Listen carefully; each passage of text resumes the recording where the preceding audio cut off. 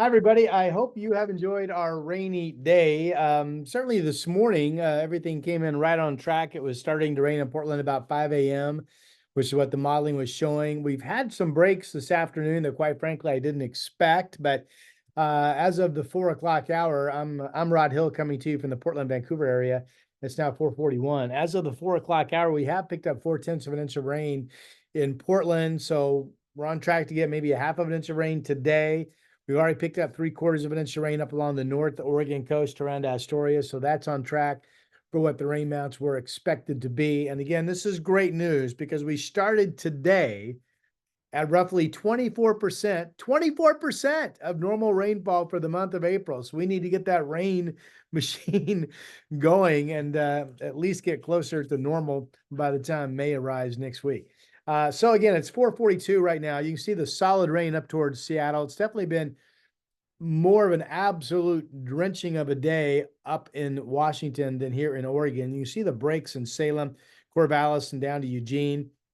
You can see all this rain that's still offshore moving into Western Washington. And on the wider view, you can certainly see, as expected, we've had some decent rain pushed out over the Blue Mountains and other parts of Eastern Oregon. So that's great news too. You know, we're trying to fight off fire season.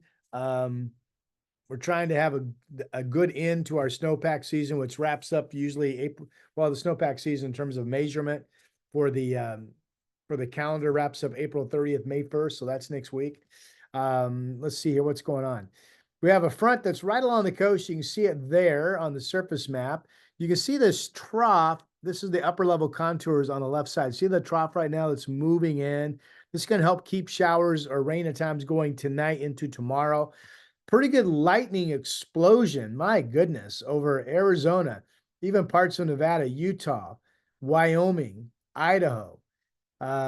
Nothing in our area, and I do not expect any storminess tomorrow either. Tomorrow will not be as wet overall today in terms of hours of steady rain, but I still think tomorrow has the chance to be raining more than it's not here on the west side of our state. I do want to talk a little bit about Mount Hood and the Cascades.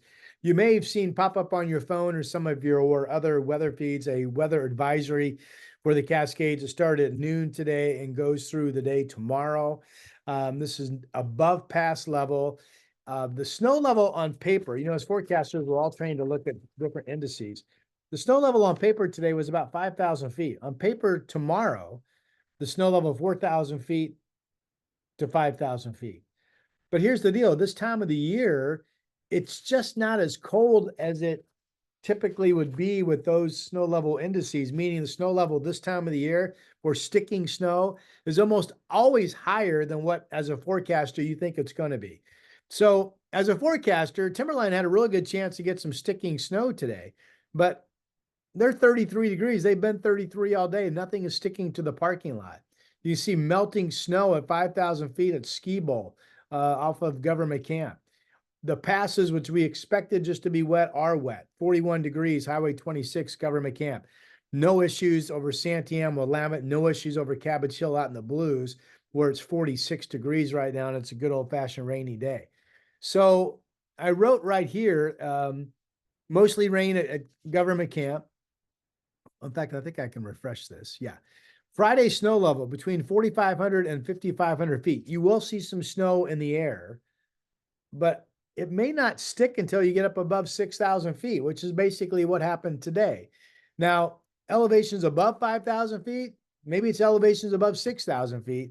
There's enough moisture for 8 to 12 inches of snow, but it may end up being you've really got to get high up on the mountain to have any of that. But if you're going to be up in the high country doing any back country activities, you should know about that heavy snow threat. It's just tough to tell if that's going to be at 6,000 or is it going to be closer to 7,000 feet or even higher because of what I just mentioned. Here are the pass level temperatures at Government Camp expected tomorrow, 42. I mean, right now it's 41. So roughly the same tomorrow as it was today. 43 Saturday, 40 or better through Monday, and then warming into the 50s perhaps on Tuesday and Wednesday. We get more of a southerly flow on those couple of days. So, and mostly this shows a rain snow mix, which it could be in the air, but mostly I think even in the air at Government Camp, it's even just going to be rain. So that's good news if you're traveling, right? rotten news if you're trying to get in some late season boarding or skiing, but good news if you're traveling up there. Okay. I do want to show you the Futurecast radar, if you will, kind of future radar. This is the North America model, and I picked this one. It probably is overdone. This is going to look like future radar moving forward. It's going to look overdone, but with that said, it does the best job of picking out when the best chances of rain the next 2 days will be and when we're not looking for a lot, if that makes sense. So let me take you through it. Here we are this afternoon. Certainly some breaks in the valley. That's coming true at 4 o'clock in the afternoon.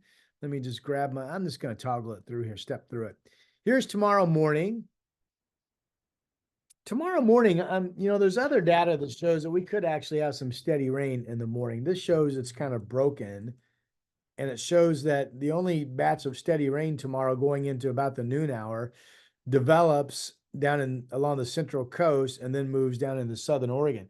The upper level low drops to our south tomorrow, and that's what this model is picking up on. So today there was actually more rain northward up in Washington, but tomorrow it flips. We expect more total rain in Oregon and maybe more total rain in central and southern Oregon even than we get here on the north side, okay? So let me go ahead and play this into the evening. Again, there's the rain bullseye, and this could be true. If this is true, tomorrow is not going to be as wet as what I've been telling you it's going to be. Maybe tomorrow's kind of showery in Portland and Salem and Vancouver and Kelso and Longview, but a lot of dry time, or at least a lot of time with just a little bit of light rain around.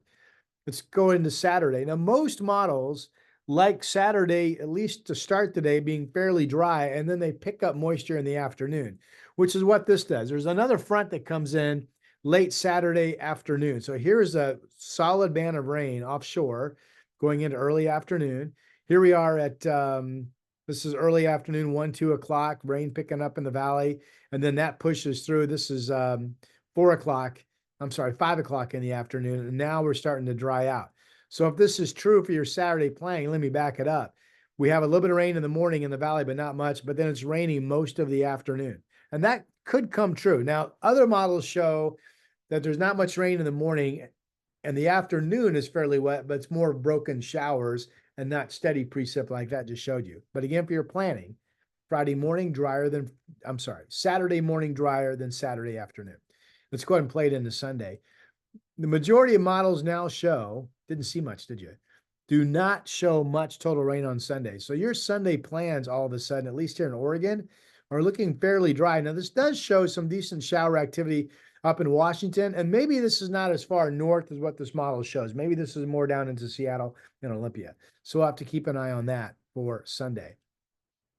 At any rate, this model goes all the way into Sunday night, and there's some more rain coming in on Monday. I still think every day has some measurable rainfall through next week, okay?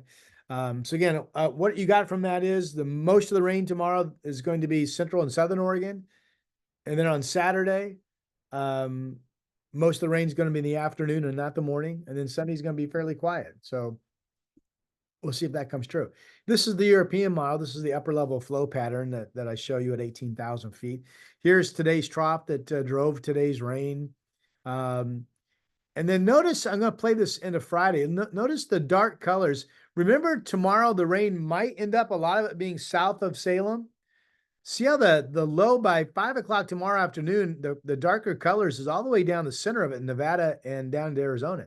That's why there's far more rain in central and southern Oregon tomorrow, it's looking like, than there will be Portland and to the north, okay? And then Saturday, we talked about we have some showers picking into more rain in the afternoon with that next front. That next front comes in late Saturday. It's right in here. This is 5 o'clock Saturday afternoon. That's about the time that front comes in. And then here's that next low. It looks to be pretty good, right? I've got to believe there's going to be more rain down into Seattle on Sunday afternoon than what we just showed you. And then this low comes in Monday. Definitely keeps rain chances going. Now, if this is true, there'll be more in Washington than there would be in Oregon.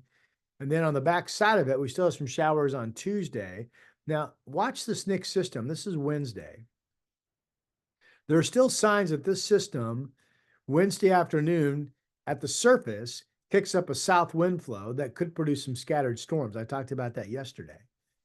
And now, if this is correct, we get some drying weather, at least some drier weather on Friday. And then into the Saturday, May 4th, doesn't look that bad. And then the next system kind of hangs out and starts to come in on Tuesday, May 6th. And there's some showery weather into Thursday, May 8th. Okay.